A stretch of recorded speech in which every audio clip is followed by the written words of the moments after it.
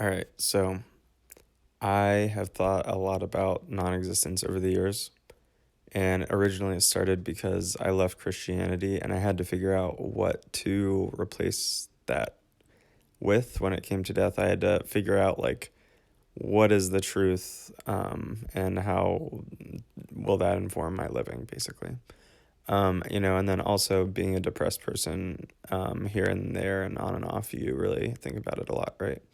So, I want to start with like how I originally came to understand death, and I would always sort of like think about it with the understanding that like I was trying to understand the experience of death, but that there was no experience. So it's sort of like a paradox, and just trying to wrap your mind around it is quite difficult. But um, I originally started by thinking about it like there's a person in a movie theater watching a movie.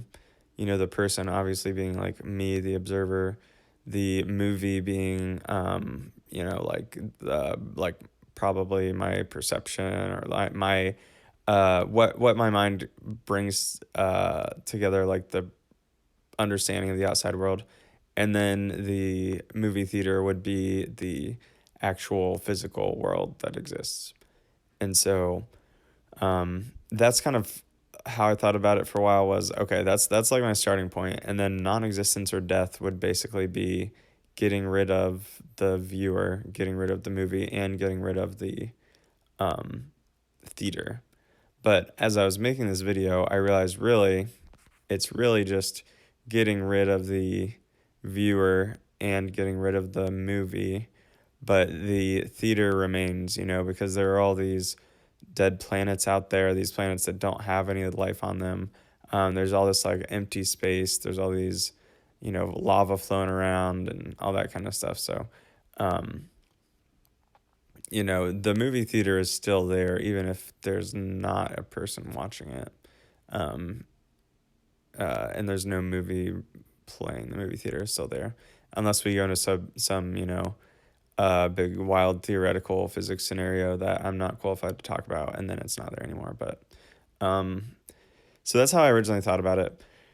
I felt like I made a big breakthrough when I realized that actually the best way to understand non-existence is to not think about it, because as soon as you start to think about non-existence, you're placing labels and human concepts and an observer onto that non-existence.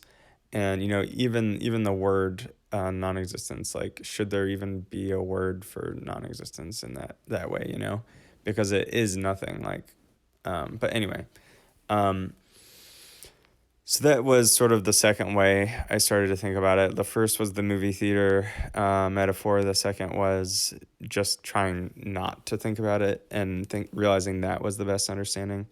um Another thing that I did sort of recreationally, or like I guess I just found it poetic or something, was to think about places that are never really observed by humans. Like, so thinking about trying to place myself in those planets out there that don't have anything going on, and like what that stillness and quietness must be like.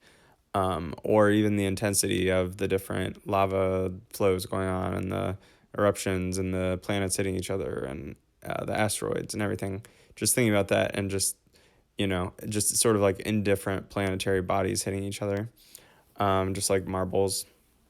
I've also thought about, there are like all these like little tiny spaces where people do not go, sometimes in buildings and sometimes out in the natural world, where they're just not really ever observed. And they just sort of like, although there might be people like coming and going around them, they sort of exist in this state of like unobserved existence. Like it's almost as if they don't exist, but they are there. So I always kind of liked thinking about that, but I understand that that's not really like a great metaphor for non-existence exactly. Um, or that's not really like, I think that's a less helpful way of understanding it than the previous two that I just described.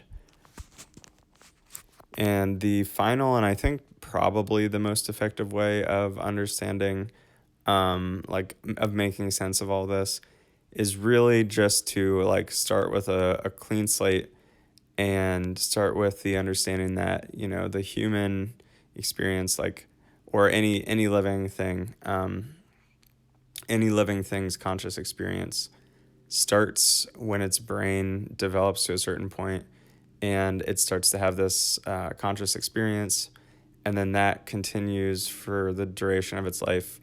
And then either the body fails or the brain degrades or something. And regardless, the brain no longer provides consciousness.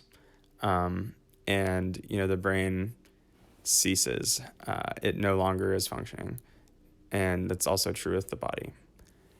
And so that to me is the best way to understand, life, death, consciousness, all that.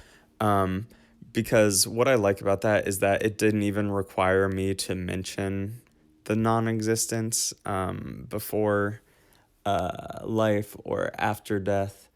It just didn't even require me to mention that because it just sort of, it wasn't there in that description. It started with the birth, ended with the the end of consciousness, and that's just how it is. So I'm